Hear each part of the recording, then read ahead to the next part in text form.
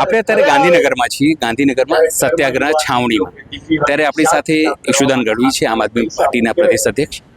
ઈશુદાનભાઈ, આજે ગાંધીનગરમાં સત્યાગ્રહ છાવણીમાં સામૂહિક ઉપવાસ છે ખેડૂતોની પીડાની વાચા આપવા માટે, શું કહેશો? બિલકુલ, તમે જુઓ, હું પહેલે પણ જ્યારે કાર્યક્રમ ટીવીમાં કરતો ત્યારે પણ ખેડૂતો માટે લડતા. ખેડૂત એવો એક છે કે જેમની પાસે જમીન છે છતાંય કંઈ વધતું નથી, તો એના માટેની લાંબા ગાળાની પોલિસીઓ હોવી જોઈએ. ખેડૂત કેમ ઉદાર બને, ખેડૂત કેમ મજબૂત બને. આજે ઉદ્યોગપતિ છે, એને આપણે લાલ જાજમ પાથરીએ, આવીએ 2000 3000 નોકરી આપે, પણ ખેડૂતો તો કેટલી નોકરી આપે, કેટલી રોજગારી આપે, ગામડા સંભાળી રાખ્યા, તો ગામડા ભાંગી જાય. તો વિચાર કરો, ખેડૂતોનો કોઈ નથી, અને ખેડૂતો માટે બોલે છે એમાં પણ લોકોને વિશ્વાસ હવે નથી રહ્યો.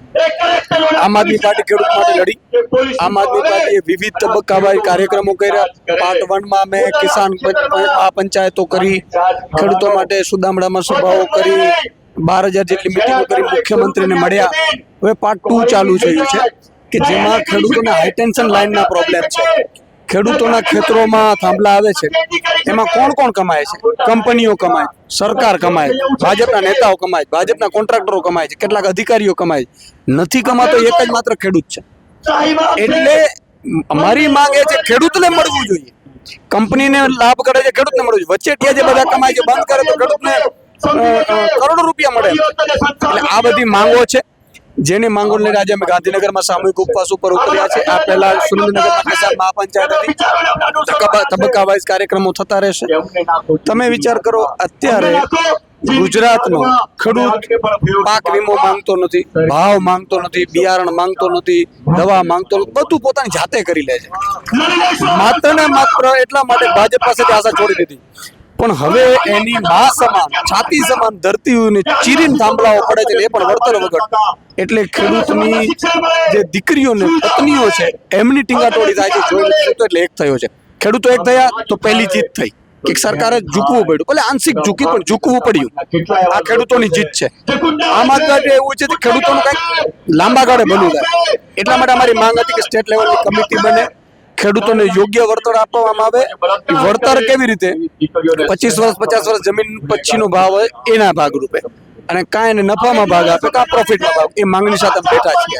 સરકારે 2 દિવસ પહેલા જ નવો પરિપત્ર જાહેર કર્યો છે લાભ આપવા માટે, ડબલ વળતરની વાત કરી છે.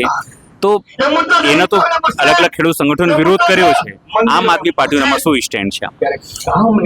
નહીં, હું એ જ કહું છું કે આ આંશિક જીત થઈ ખેડૂતો, એટલે સરકાર ઝૂકી, પણ ખેડૂતોને કશું આમાં બહુ લાભ નથી. અમે અભ્યાસ કર્યો. હવે અત્યારે જે 50 વીઘા કે 40 વીઘા જે ખેડૂતની જમીન છે એમાં જે થાંભલો આવે છે, એ થાંભલામાં અત્યારે 35 લાખ રૂપિયા ભાવ છે, જે 5 વર્ષ પછી 5 લાખ ભાવ હતો. 30 લાખ રૂપિયા 5 વર્ષમાં જમીનનો ભાવ વધ્યો છે. એ ભાવ તરત જ ઘટી જવાનો થાંભલો આવે. પહેલી વસ્તુ. બીજું કે એ જમીનનો 25 વર્ષ પછી કેટલો ભાવ હશે? 5 કરોડ રૂપિયા વીઘો હશે. અને અત્યારે 8 રૂપિયા યુનિટ વીજળી આપે છે વીજ કંપનીઓ. મફતમાં તો આપવાનું નથી, સરકારને આપે છે કે આપણે આપે છે. 8 રૂપિયા યુનિટ આપે છે, એ 50 કે 100 રૂપિયા યુનિટ આપશે, તો એનો તો કરોડોનો નફો થશે. પછી સરકારને ફંડ મળે છે, ભાજપના નેતાઓને કોન્ટ્રાક્ટ મળે છે, એને હપ્તાઓ મળે છે, એને કમાણી મળે છે, ખાલી એક ખેડૂતને નથી મળતું. એટલે આ માંગો સાથે અમે બેઠા છીએ. અને એટલા માટે કારણ કે ખેડૂત બિચારો ભોળો છે. ખેડૂતનું અત્યારે કોઈ નથી. ખેડૂતને જે આવે તે એને છેતરીને વયા જાય છે. એટલે સરકારે પણ આ પ્રયાસો કર્યા. તમે જો કેટલાક નેતાઓ પણ આવી રીતે ચાલુ કર્યું કે ભાઈ આમ છે તેમ છે, પણ ખરેખર મારી એક વિનંતી છે, ખેડૂતની સાથે ક્યારે છેતરપિંડી ન કરો, દગો ન કરો. ખેડૂતોને આપો, અને સરકાર ઈચ્છે તો ખેડૂતને આપી શકે એમ છે.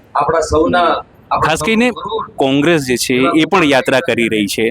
યાત્રા પોતાની રીતે કરી રહી છે. સમજો, જે કોંગ્રેસ યાત્રા કરી રહી છે, કોંગ્રેસ અહીંયા આવવાની હતી, પછી ખેડૂતોને ગેરમાર્ગે દોરાયા, ખેડૂત પહોંચ્યા નહીં ટ્રેક્ટરે લઈને. આજે તમે ખેડૂતોને અહીંયા ભેગા કર્યા છે.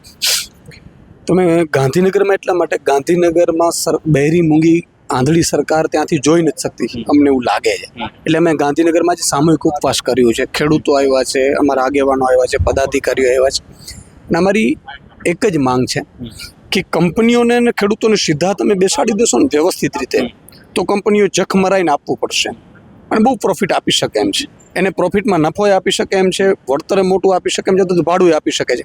અદાણી 120 રૂપિયા એક કલાકનું ગાડીનો એરપોર્ટ ઉપર પોતે ભાડે રાખેલી જમીન ઉપર લે છે, તો એનો ભાડો આમ જોવા જઈએ 86,000 રૂપિયા મહિનો થાય, તો થાંભલામાં તો કેટલી ગાડીઓ આવે, તો એને કેટલો ભાડો મળવું જોઈએ? તો ભાડું તો આપો, અને ભાડું આપશો તો શું થશે? ભાડું દર વર્ષે વધતું જાય. એટલે કંપની જે 8 રૂપિયા યુનિટની જગ્યાએ 80 રૂપિયા યુનિટ આપશે, ત્યારે આ ભાડું લાખ રૂપિયાની જગ્યાએ 3 લાખ થઈ જાય. તો રણનીતિ શું આગળની આ વાત? અમે તબક્કાવાર કાર્યક્રમો જાહેર કરીશું. આજે માની લો કે આજે સામૂહિક ઉપવાસ કર્યો, આ પહેલા કિસાન મહાપંચાયત કરી છે. હજી અમે અલગ અલગ તબક્કાવાર કિસાનો માટે, ખેડૂતો માટે કાર્યક્રમો કરતા રહીશું. સ્વાભાવિક છે કે જે રીતે તમામ જે ટીમ છે આમ આદમી પાર્ટીની અહીંયા બેઠી છે, માત્ર ખેડૂતોની વાત નથી, પણ આગામી દિવસોમાં જે ખેડૂતોને નુકસાની થઈ રહી છે તેને લઈને મોટા કાર્યક્રમો પણ આપશે અને આવી રીતે પંચાયતો પણ કરશે. સહયોગી નિશા સાથે અનિલ પટેલ, ગાંધીનગર.